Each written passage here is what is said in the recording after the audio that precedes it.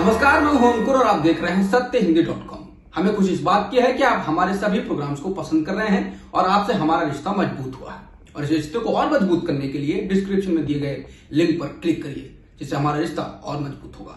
आइए अब एक नजर डाल लेते हैं अब तक की सुर्खियों पर। उत्तर प्रदेश में विधानसभा चुनाव नजदीक आते ही तेजी से सक्रियता बढ़ा रही कांग्रेस राष्ट्रीय लोकदल के साथ गठबंधन कर सकती है। खबरों के मुताबिक पार्टी इस विषय में रालोद के साथ बातचीत कर रही है। पार्टी की महासचिव प्रियंका गांधी वाड्रा ने हरियाणा से राज्यसभा सांसद दीपेंद्र हुड्डा को रालोद प्रमुख जयंत चौधरी से बात करने की जिम्मेदारी दी है। खबरें ऐसी भी हैं कि दीपेंद्र हुड्डा इस संबंध में कई बार जयंत चौधरी से मुलाकात कर चुके हैं। दीपेंद्र और जयंत दोनों ही जाट बिरादरी से आते हैं और पश्चिमी उत्तर प्रदेश में जाट बिरादरी ताकतवर और कई सीटों पर निर्णायक भी है। ऐसे में प्रियंका ने सोच समझकर दीपेंद्र को ये जिम्मेदारी सौंपी है। किसान आंदोलन में बेहद सक्रिय भूमिका निभाने वाली पूनम पंडित कांग्रेस में शामिल हो गई हैं। ऐसा माना जा रहा है कि कांग्रेस उत्तर प्रदेश के विधानसभा चुनाव में उन्हें टिकट दे सकती है।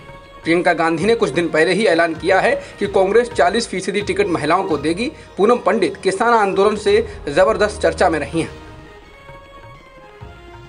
आज प्रधानमंत्री नरेंद्र मोदी ने सुबह 10 बजे देश को संबोधित किया। इस दौरान उन्होंने कहा कि 100 करोड़ वैक्सीन की खुराक महज एक संख्या नहीं है, बल्कि ये नए भारत की तस्वीर पेश करती है। उन्होंने कहा, ये इस देश की क्षमता का प्रतिबिंब है। ये देश का एक नया अध्याय है, एक ऐसा देश जो बड़े लक्ष्यों को प्राप्त करना जानता है। पीएम ने कहा कि कोरोना महामारी के मामले में जो सवाल उठाए जा रहे थे, 100 करोड़ वैक्सीन की खुराक उन सब का जवाब है।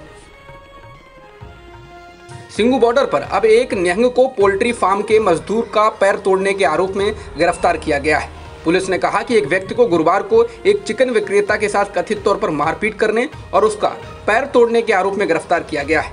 आरोपी की पहचान करनाल के एक निहंग सिख नवीन के रूप में की गई है। दरअसल मनोज पासवान नाम का एक शख्स डिलीवरी के लिए कुछ मुर्गियों को ठेले पर ले जा रहा था। पुलिस ने कहा कि आरोपी ने चिकन विक्रेता से उसे मुफ्त में चिकन देने के लिए कहा और जब उसने ऐसा करने से मना किया तो बहस छिड़ गई।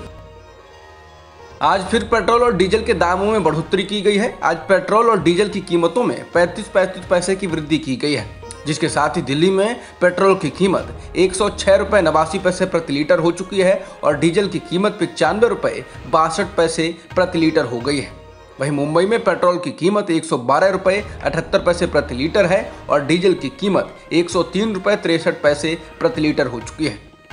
इसके साथ ही पेट्रोल विमान के ईंधन से 35% अधिक महंगा हो गया है। पेट्रोल और डीजल की लगातार बढ़ती कीमतों का नतीजा है कि भोपाल में पेट्रोल के दाम 115 रुपये 62 पैसे प्रति लीटर हो चुके हैं और डीजल की कीमत 104 रुपये 98 पैसे प्रति लीटर हो गई है। इसके अलावा कोलकाता में पेट्रोल की कीमत 107 रुपये 45 पैसे प्रति लीटर है और डीजल की कीमत 98 रुपये से अधिक है।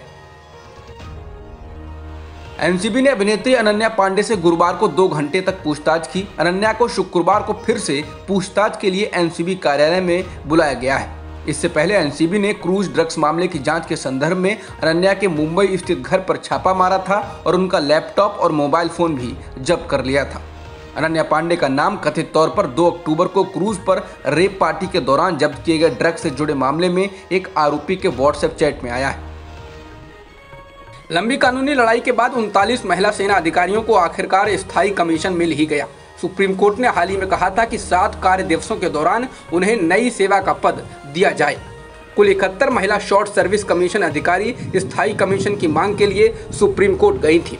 पहले उन्हें स्थायी कमीशन से वंचित कर दिया गया था। केंद्र सरकार ने अदालत को बताया कि 71 अधिकारियों में से 39 को स्थायी कमीशन के लिए योग्य पाया गया है। बांग्लादेश में दुर्गा पूजा पंडाल में कुरान रखने वाले व्यक्ति इकबाल हुसैन को पुलिस ने गिरफ्तार कर लिया है। बांग्लादेश में हिंदुओं के खिलाफ हिंसा भड़क उठी, जिसमें 6 हिंदुओं की हत्या कर दी गई और 20 से अधिक हिंदुओं के घरों में आग लगा दी गई। जिसके बाद पुलिस ने इस इकबाल हुसैन नाम के शख्स की पहचान की, जिसने खुद कुरान रखकर हिंसा को भड़काया। बांग्लादेश के गृह मंत्री पहले ही कह चुके हैं कि देश की छवि को खराब करने के लिए यह हिंसा एक साजिश के तहत की गई। मुंबई के लालबाग इलाके की एक 60 मंजिला निर्माणाधीन बिल्डिंग में जबरदस्त आग लग गई। फायर ब्रिगेड की 15 गाड़ियां आग बुझाने के काम में जुटी हैं। आग लगने की जो तस्वीरें सामने आई हैं वे दिल दहला देने वाली हैं। पहले ये आग 19वें फ्लोर पर लगी, लेकिन इसने कुछ और फ्लोर को अपनी चपेट में ले लिया है। मौके पर राहत और बचाव का काम जारी है। मनी लॉन्ड्रिंग और टेरर फंडिंग पर नजर रखने वाले एफएटीएफ ने पाकिस्तान को एक बार फिर ग्रे लिस्ट में बरकरार रखा है। एफएटीएफ ने कहा कि पाकिस्तान ने अभी भी 34 सूत्रीय एजेंडे में से 4 पर कोई काम नहीं किया है। इस बार तुर्की को भी एफएटीएफ ने ग्रे लिस्ट में शामिल किया है। एफएटीएफ ने तुर्की को मनी लॉन्ड्रिंग और आतंकवाद के वित्त पोषण से निपटने में कमियों के लिए ग्रे लिस्ट में शामिल किया। तुर्की के अलावा जॉर्डन और माली को भी ग्रे सूची में जोड़ा गया है। भारत में एक दिन में 15,786 कोरोना संक्रमण के नए मामले दर्ज किए गए हैं और 231 लोगों की मौत हुई है। फिलहाल देश में एक्टिव मामले 1,75,000 से अधिक हैं। अब तक की खबरों में इतना ही। बाकी खबरों के लिए बने रहिए सत्यहिंदी.com के साथ। सत्य हिंदी का ऐप डाउनलोड करें गूगल प्ले स्टोर पर।